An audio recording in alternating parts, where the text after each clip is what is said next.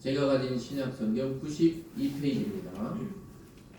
누가복음 3장 15절부터 끝절 38절까지 말씀이네요.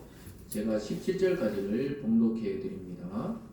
백성들이 바라고 기다림으로 모든 사람들이 요한을 혹 그리스도신가 심중에 생각하니 요한이 모든 사람에게 대답하여 이르되 나는 물론 너에게 세례를 베풀거니와 나보다 능력이 많으시니가 오시나니 나는 그의 신발끈을 풀기도 감당하지 못하겠노라. 그는 성령과 불로 너희에게 세례를 베푸실 것이요 손에 키를 들고 자기의 타작마당을 정하게 하사 알고 부모와 복관에 드리고 쭉종이는 꺼지지 않는 불에 태우시리라. 아멘. 기도하겠습니다. 사랑의 하나님 아버지 감사드립니다. 오늘도 귀하고 복된 주일을 허락하여 주시고 또 2월의 첫날에 함께 모여 하나님께 예배드릴 수 있는 귀한 특권을 주심에 감사드립니다. 오늘도 하나님께서 우리에게 주시는 귀한 말씀을 잘 새겨듣고 마음과 영혼에 새겨지게 하여 주시고 또 그 말씀을 따라 실천하며 살아가는 저희들 다 되게 하여 주시옵소서. 감사드리며 예수님 이름으로 기도드리옵나이다. 아멘.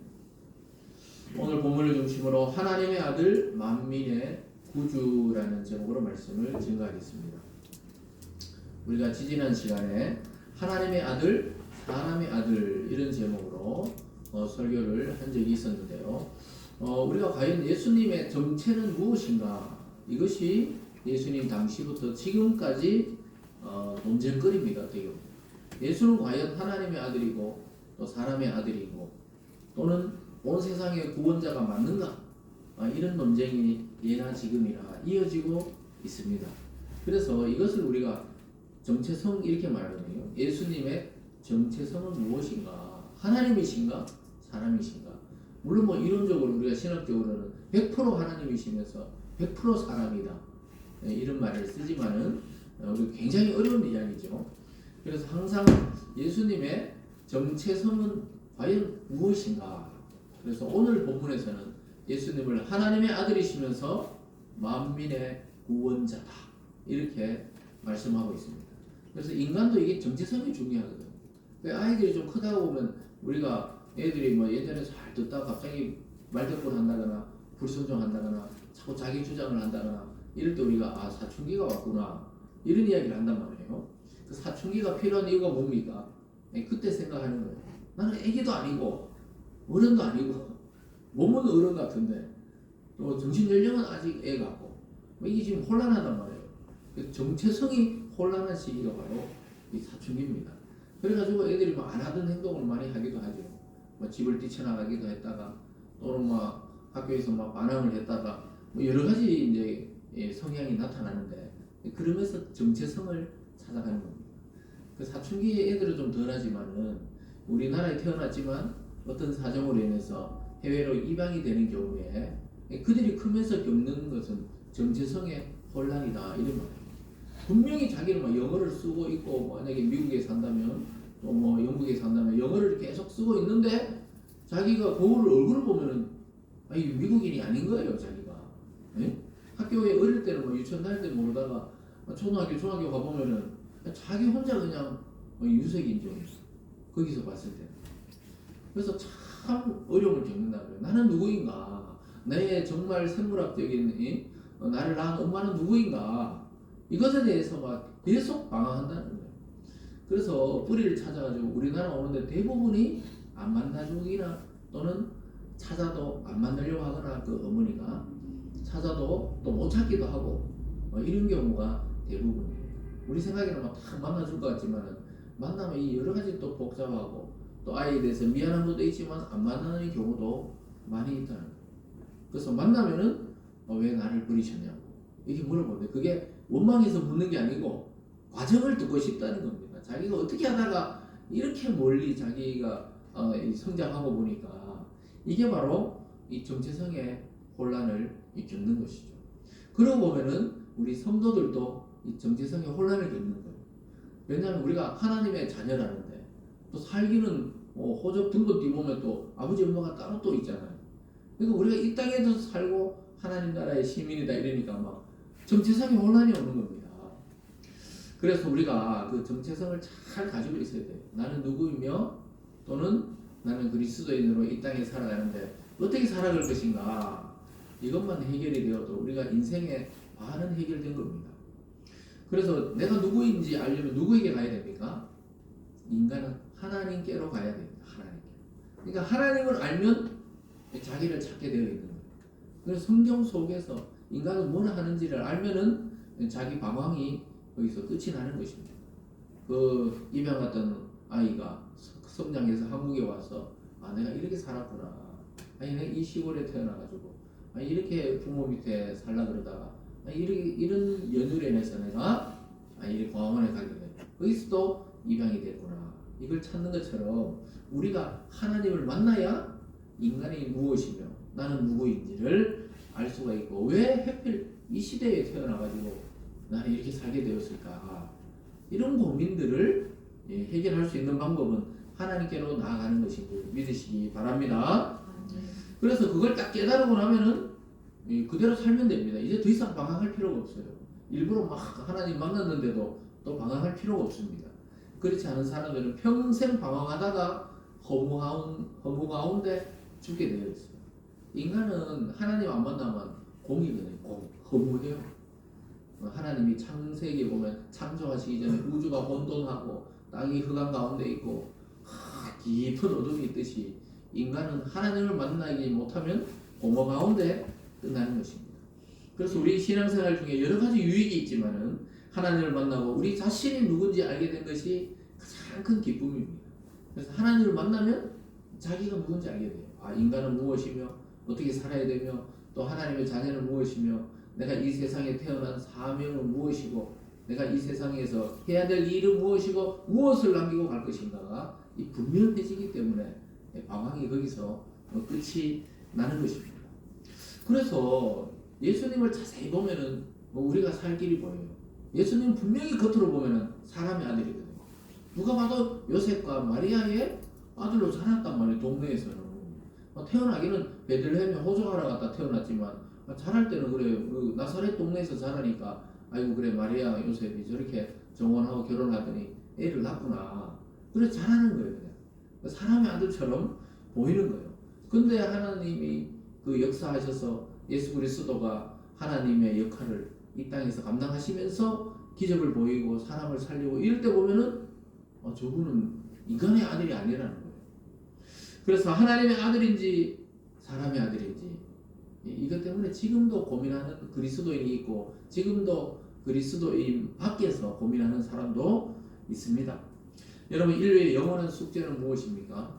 예수가 정말 그 구세주냐 그냥 인간이냐, 이것입니다.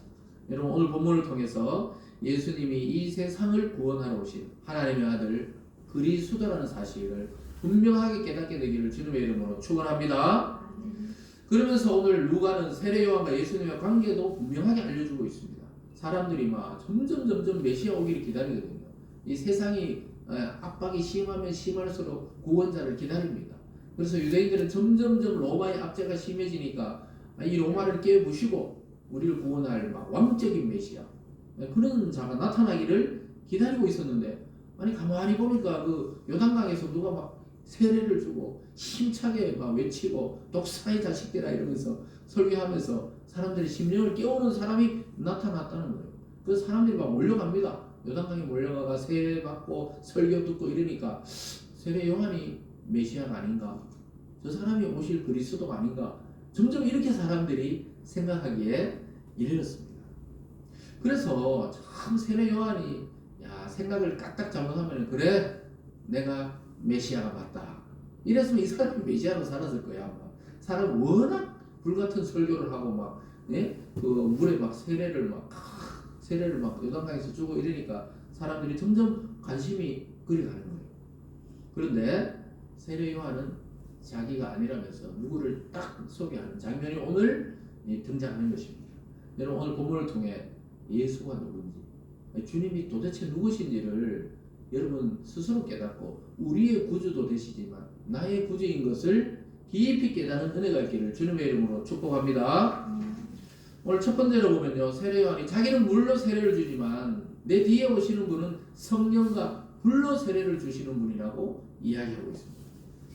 이스라엘 백성들이 언제나 이 예수님이 오시나, 언제나 그리스도가 오실 것인가, 언제나 이런 어려움에서 우리를 해방시키고 천국을 이룰 것인가. 그래서 늘 기다리고 있었어요. 이때 세례요한이 짜잔 하면서 나타나서 막 강력하게 때가 되니까 막 세례를 주고 설교를 하고 백성의 마음을 막 후벼파는 겁니다. 너희들이 하나님과 멀어져 있다. 하나님께로 돌아오라. 계속 이렇게 하니까 오늘 읽었던 15절로 가보면요, 이렇게 말해요. 사람들이, 백성들이 바라고 기다림으로 엄청 기다렸다는 거예요. 모든 사람들이 요한을 뭐 그리스도신가 심중에 생각하니. 여러분, 대부분의 사람들이 세례 요한의 그 권능 있는 설교, 그리고 막 사람의 마음을 막 뜨겁게 하는 그 설교, 그리고 막 물에다가 막 확 잡아 넣어가지고 그냥 자기들에게 막 세례를 주는 전혀 다른 방식. 구약의 정결 예법은 뭐 손 씻거나 이 정도인데 완전히 뭐 세례라는 방식을 통해 자기들의 이 영혼을 일깨우니까 사람들에게 눈이 그냥 쫙 세례 요한에게로 다가간 겁니다. 그래서 세례 요한이 속으로 생각했다는 거예요. 사람들이 전부 이 사람이 오실 구약의 그 긴 세월 동안 약속하신 메시아 그리스도가 아닌가 이렇게 생각했습니다. 사람들의 생각이 점점 그래 되니까 요한도 소리를 듣게 될 거 아니에요. 그 세례 요한이 이 큰일 났다. 왜냐 자기는 메시아가 아니거든요. 자기는 그리스도가 아니란 말이에요. 자기를 아무리 믿어봐야 구원이 안 된다는 걸 알기 때문에 빨리 사람들에게 자기가 누군지를 이야기합니다. 자기는 예수가 아니고 그리스도가 아니고 뭐라 합니까? 자기는 그분이 오시면 신발끈을 풀어드리기도 그것도 감당 못할 사람이라는 거예요. 그 정도로 예수님과 세례 요한은 차이가 난다는 거예요. 어마어마한 설교자고 막 그리고 빈들에서 그렇게 외쳤지만 수많은 사람들이 따랐지만 자기는 아니라는 거예요. 그리스도 오면 나는 그분의 신발끈 풀기도 감당하지 못한다. 예전에 그 종들 중에는 신발을 풀어주고 주인님에게 그 물을 떠가지고, 유대인들은 거의 요즘 말로 하면 샌들을 신고 다니잖아요. 건조하니까. 그리고 오면 집에 들어오면 물을 탁 떠가지고 발을 씻겨주고 이런 종이 있었거든요. 그것도 자기는 감당하지 못할 사람이다. 왜냐? 그분은 하나님이십니다. 자기는 인간이니까. 진짜 실제로 그것도 못 감당할 사람이 맞아요. 그런데 사람은 자꾸 몰려오고 사람들은 아니 당신이 그리스도 아닙니까? 자꾸 이렇게 생각하니까 아니라는 거예요. 그러면서 자기는 물로 세례를 준다. 여러분 물은 뭡니까? 물의 특성은 깨끗이 씻는 거죠. 우리가 밖에서 땀을 흘리거나 먼지가 있으면 집에 와서 막 깨끗이 샤워하면 어떻게 됩니까? 몸이 깨끗하게 씻겨나가듯이 물 세례는 사람의 마음에 죄를 깨닫게 하고 죄의 그 특성을 좀 씻는 역할을 합니다. 근데 세례 요한은 예수님이 오시면은 불과 성령으로 세례를 준다는 거예요. 똑같은 말을 반복적으로 한 거예요. 불 세례나 성령 세례나 같은 말인데 성령과 불로 세례를 준다. 이 말이 성령이 불같이 임한다는 거예요. 불은 뭡니까? 불은 완전히 존재를 바꿔버리는 거예요. 물 세례는 그냥 우리를 아이고 난 죄인이구나 이걸 깨닫게 하는 거지만은 불은 완전히 바꿔버린다니까요. 그래서 자전거 같은 게 철이잖아요. 그걸 그냥 용광로에 잡아 넣어버리면 물처럼 빨간 물이 흘러가잖아요. 쇳물이. 그래서 그걸 녹여가지고 어떻게 해요? 자동차를 만들기도 하고 비행기를 만드는 재료가 되기도 하고 불이 들어가면 존재 자체가 바뀌어버린단 말이에요. 그 이전과 이후가 달라지는 거예요. 여러분 성령 세례를 받았다면 여러분들이 여러분의 삶의 이전과 이후가 달라지는 줄 믿으시기 바랍니다. 오늘 모든 말씀을 통해 성령 세례를 혹시 못 받은 분들은 오늘 말씀을 통해 성령과 불의 세례를 받으시기를 주님의 이름으로 축원합니다. 그래야 달라져요. 물론 아무리 끼얹어 봐야 존재가 달라지지 않아요. 그런데 성령이 우리 속에 오시면 존재가 달라져요. 사탄의 자녀에서 하나님의 자녀가 되고 세상의 제자에서 예수의 제자가 되고 이거 완전히 다른 사람이 된다니까요. 다른 인생을 살게 됩니다. 그래서 예수님이 오시면 하는 일은 뭐냐? 성령으로 세례를 줘가 그 사람의 인생 자체를 개조해버리고 완전히 바꿔버리는 거예요. 16절에서 이렇게 말씀하죠.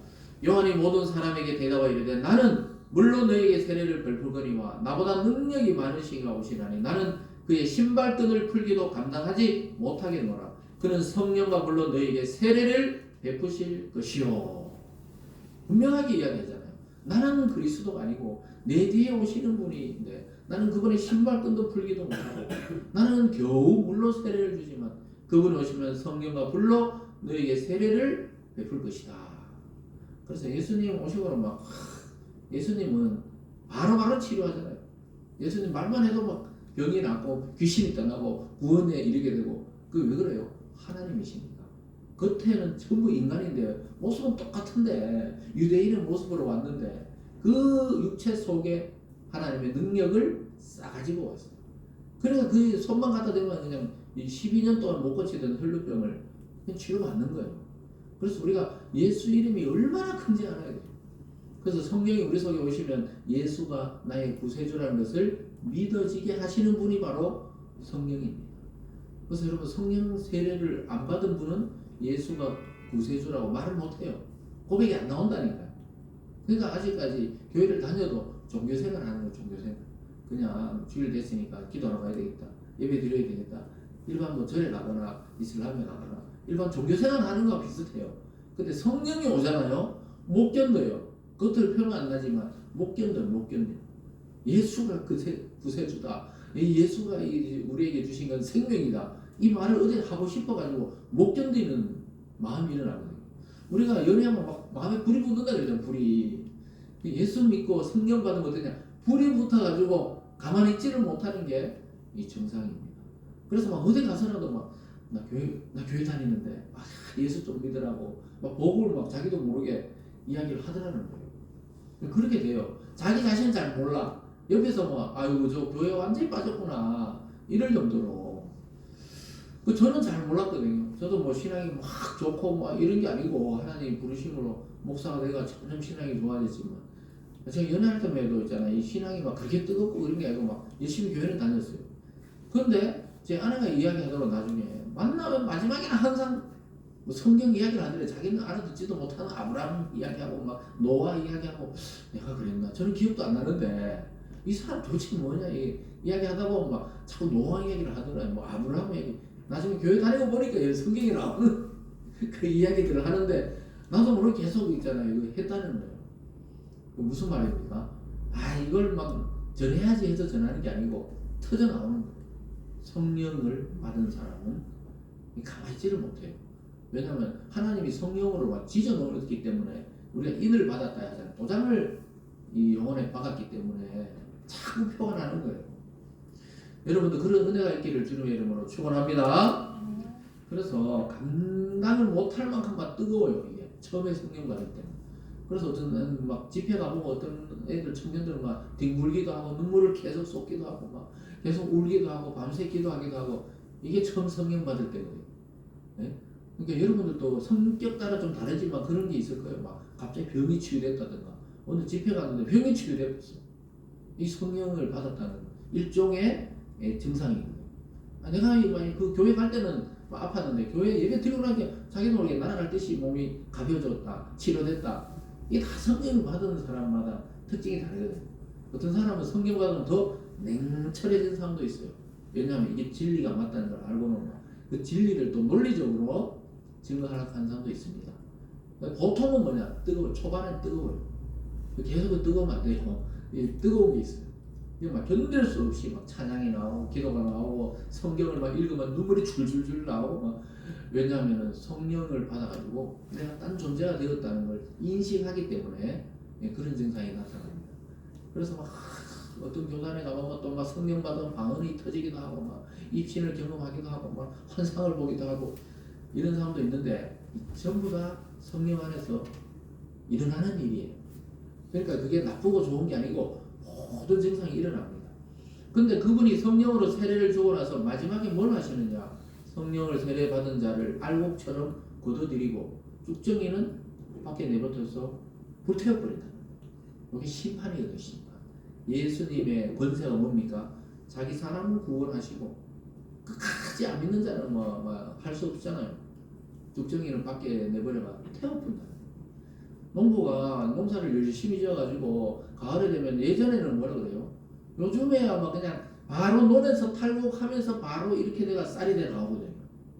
여러분 요즘 그 정도로 발달했지만 저희 어릴 때만 해도 나락이라고 배를 베어가지고 그리고 또 쫙 돌에 넣어놓고 그 다음에 뭘 합니까? 발로 막 밟아가 하는 게 있어요. 이런 게 있어요. 발로. 지금 뭔 소리 하나 싶죠? 요즘 애들은 발로 밟는 게 있다니까. 탈곡기가 막 이런 발을 밟아가지고 이 돌아가요. 그러면 막 목 같은 거 박혀 있는 그게 대 돌아가면서 이걸 이래 대었다가 저래 대었다가 이러면서 이제 막 나날이 막 떨어지거든요. 그래가지고 또 어떻게 합니까? 이제 또 정미소 방앗간에 가가 이제 막 돌려가지고 하얀 쌀을 이제 받아내고 그런 거죠. 그래가지고 이게 하는 겁니다. 그런데 그때 보면 어떻게 해요? 콩이나 이런 것들은 이게 또 이걸로 해요. 이거. 어른들이 키라 그래. 키 알죠? 예. 예? 요즘 애들은 잘 모를 수 있는데 키라고 알아요. 손으로 이렇게 까분다 그러죠. 손으로 이렇게 해가지고 하면 알고 자꾸 안 돌아오고 쭉쟁이는 자꾸 밖으로 하거든요. 이렇게 어른들이 완전 기술자예요. 촥 이렇게 하면서 이렇게 하면 안으로 들어오고 껍데기는 밖으로 가고 그럼 어떻게 껍데기를 버려가지고 뭐 불태우고 하는 것은 꽃간 안에 들이고 그걸 누가 하느냐? 인류를 타작하시는 분은 예수라는 거예요. 예수님이 알곡은 참고해 드리고 쭉쟁이는 밖에 태우는 그런 권세를 가지고 오신다. 이렇게 세례요한이 소개합니다. 17절을 같이 읽어봅니다. 17절입니다. 시작. 손에 키를 들고 자기의 타작마당을 정하게 하사 알곡은 모아 곳간에 들이고 쭉쟁이는 꺼지지 않는 불에 태우시리라. 믿는 자에게는 막 성령과 불로 세례를 줘가지고 알곡이 되게 하고 하나님 자녀 되게 합니다. 근데 끝까지 거부하고 복음을 안 들으려고 뭐 천국도 없고 하나님도 없고 예수는 뭔데 이런 사람은 어떻게 돼요? 나중에 쭉쟁이에요. 아무것도 안 해. 그냥 불이 타버려요. 지옥에 가서 불타는데 어떻게 해요? 죽지 않고 영원히 불탄단 말이에요. 이게 문제거든요. 아, 지옥도 살만하네 이런 사람도 있어요. 아, 영원히 살면 뭐 지옥 가면 살지 이러는데 문제는 뭐냐? 뜨겁다는 거예요. 보통 뜨거운 게 아니고 온도를 많이 높였다 그러잖아. 한국 사람들. 한국 사람 자꾸 저 찜질방아 때우니까 뭐 이 정도는 견딜 수 있다 이래가 자꾸 지옥 불도 더 때운다 이런 농담 같은 농담을 하죠. 근데 그보다 더 뜨거워요. 막 지글지글 굽히는데 죽지는 않아요. 왜냐? 우리가 죽고 나면 육체는 땅에 묻히고 영혼이 지옥과 천국으로 가잖아요. 무슨 말인지 따라왔죠? 차라리 죽어보면 좋겠는데 죽지 못하는 게 영혼으로 있으니까 무슨 말인지 이해되죠? 영원히 죽지 않는 그 영혼이 거기 있기 때문에 계속 하는 거예요. 계속. 얼마나 뜨겁겠어요. 뭐 오늘부터 자꾸 못하는 찜질방 이런 데가 연습하지 말고 천국 가세요. 천국. 웬만하면 천국 가시기를 주님의 이름으로 축원합니다. 그래서 그 주권이 누구에 돼 있어요? 농사 짓는 주인이 이 쌀이나 있잖아요. 밀이 자기들인데 주권이 있는 게 아니잖아요. 이 주인이 농부가 하듯이 그 주인이 주권이 누구냐? 그리스도에게 있다고 지금 세례요한이 이야기하고 있는 겁니다. 그러면서 오늘 두 번째로 그 그리스도가 세례요한에게 나와서 세례를 받으시는 장면이 나타납니다. 왜 예수님이 세례를 받았을까요? 그것은 바로 공식적인 이제 사역을 시작하는 표시였다는 것을 나중에 알게 됩니다. 그래서 세례요한은 막 외치다 보니까 있잖아요. 예수님께 세례 드리는 거하고 이 순서가 약간 바뀌었거든요. 누가복음에서 이게 지금 이 사건이. 그래서 요한이 옥에 갇히는 거 먼저 지금 설명하는데 옥에 갇히기 전에 이미 예수님께 세례를 드리는 장면이 그 뒤쪽에 나오는데 배치가 좀 그렇게 돼 있어요. 세례요한이 막 설교를 하다 보니까 나중에는 왕의 잘못까지 막 지적하는 거예요. 왕이 참 이 사람도 참 특이하죠. 왕이 자기 동생의 아내가 너무 아름다워가 헤롯이 이게 약간 교만한 왕이거든요. 자기 동생의 아내가 너무 아름다워. 그래가지고 어떻게 됐냐? 자기 왕이니까 뺏어버렸어요. 자기 동생의 아내가 너무 미인해가지고 뺏어버렸어요. 뺏었는데 그걸 아무도 말 못하고 있는데 세례요한이 왕이요. 그건 죄입니다. 이렇게 딱 지적을 하는 거예요. 지적을 하니까 그러면 어떻게 돼요? 구약의 다윗도 자기가 바세바를 범하고 그래 자기 그 바세바의 남편을 막 전쟁터가 죽게 했을 때 모르는 줄 알았지만 하나님이 나단 선지자를 통해서 뭐라 그랬어요? 막 비유를 들면서 양 한 마리 있는 거 뭐 양 많은 놈이 양 한 마리 있는 거 빼앗았다니까요. 왕이셔야 왕이 그놈을 당장 불러온다. 내가 막 바로 그냥 죽이겠다. 그러니까 바로 당신입니다. 그러니까 막 눈물로 회개하면서 어떻게 했어요? 하나님이 용서하고는 내 마음에 합한 자라고 오히려 다윗을 칭찬했어요. 근데 헤롯은 그런 게 아니에요. 자기한테 막 쓴소리 하니까 입을 틀어막아 버려요. 요즘 말하면 여론을 그냥 막아버리는 거예요. 만약 대통령이 막 자기들 잘못한 이야기들 막 한다, 입을 틀어막아버리는 거예요. 막 교회에서 막 대통령이 욕한다, 어떻게 교회를 그냥 해체시키려고 하는 거예요. 입을 틀어막으려고 하는 거예요 지금. 그러니까 세례 요한이 어떻게 해요? 옥에 결국 갇히게 되고 나중에 목 잘려서 죽게 됩니다. 19절과 20절입니다. 분봉한 헤롯은 그의 동생 아내 헤로디아의 일과 구입하여 자기 동생의 아내 헤로디아를 빼앗았어요. 또 자기가 행한 모든 악한 일로 말미암아 요한에게 책망을 받고 그 위에 한 가지 악을 더하여 요한을 옥에 가두니라. 참 예나 지금이나 이 권력자들은 자기인데 막 아부하는 소리인 줄 알면서도 아부하는 자를 옆에 두지, 자기 비판하는 자는 결국은 쳐냅니다. 뭐 그런 말 하잖아요. 이 정치에서는 절대 이인자를 주지 않는다 그러잖아요. 옛날에 왕권 시대에는 자기 자식이라도 쳐내고 죽입니다. 그게 이게 권력이에요. 우리는 어떻게 저럴까 이러는데 그게 안 들어가 봐서 그런 소리 하는 거예요. 자기 자식도 안 됩니다. 권력에서 다 쳐냅니다. 그래서 옛날 왕정시대 봐요. 얼마나 형제간에도 암투가 있고 또 있잖아요. 부모 자식 간에도 그러고. 오늘 요즘은 다르냐? 요즘도 겉으로만 멀쩡해 보이지 속으로는 속성이 똑같다 이 말이에요. 권력의 속성이 칼을 쥐고 있기 때문에 그걸 딱 잡았을 때 자기가 뭔가 해보려고 그러기 때문에. 근데 하나님 뭐라고 했어요? 칼을 쥔 자는 주의해야 된다. 즉 권력을 가진 자는 그 권력을 하나님이 잠시 빌려준 거기 때문에 굉장히 조심해서, 우리나라 같은 5년 동안 조심해서 쓰고 빨리 내려놓고 내려가 버려야 되지, 자기 있을 때 뭘 해보려고 그러다가 전부 다 다치는 거예요. 그러면 어떻게 됩니까? 그 권력이 자기 목을 탁 치는 거예요. 순식간에 대통령에서 순식간에 감옥 가버리고 이런 게 그 자리거든요. 그래서 아무도 우리는 대통령 하지 마시라는 거예요. 그래서 함부로 그냥 하지 말고 뭐 시켜줄 사람도 없지만은, 근데 옛날은 더 했을 거 아니에요. 요한이 팍 지적했거든요. 아니 동생의 아내를 그냥, 아니 예쁜 사람 이름 아는데 딴 사람 그냥 아내로 하면 되지, 처녀를 불러다가 왜 그걸 욕심을 내냐고 막 지적하니까 어떻게 해요?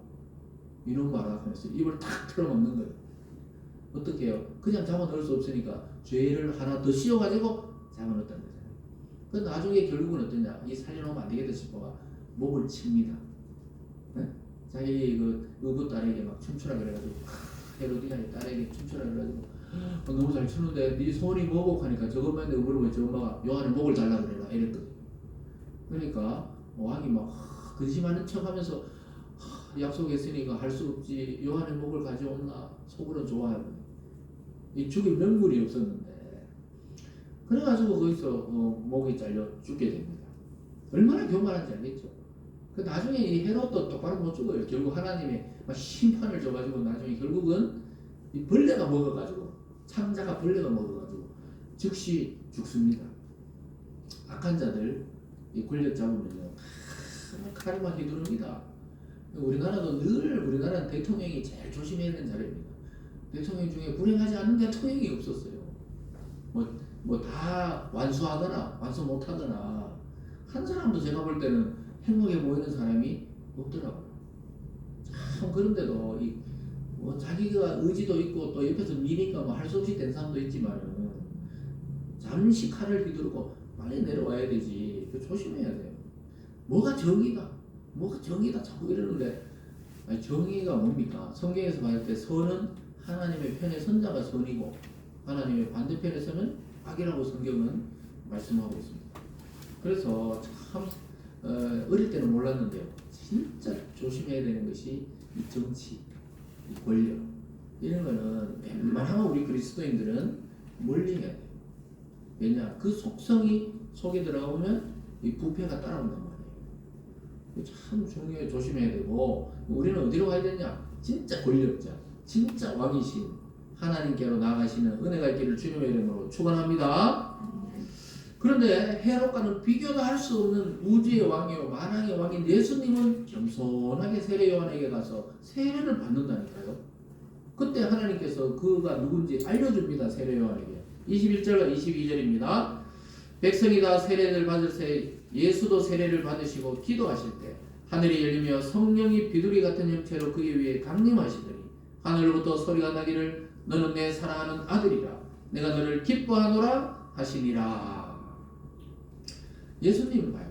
이 진짜 하나님의 아들이시며 우주의 왕이신 이분은 겸손하게 세례 요한에게 가가 세례를 받으려고 하는데 헤롯하고 지금 비교하려고 이렇게 누가가 이렇게 배치를 한 것 같아요.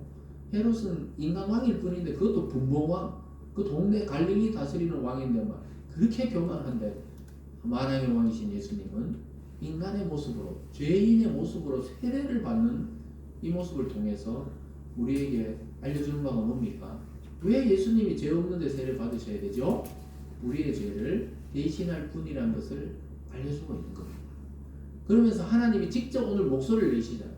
그래서 여기 보면 성령이 비둘기같이 임하시고 세례받고 올라올 때 성령이 위에서부터 쫙 임하시고 비둘기처럼 이런 모양이라는 게 아니고 그 비둘기같이 순결하신 성령이 임하시고 목소리는 또 들려오는데 누구 목소리요? 하나님의 목소리.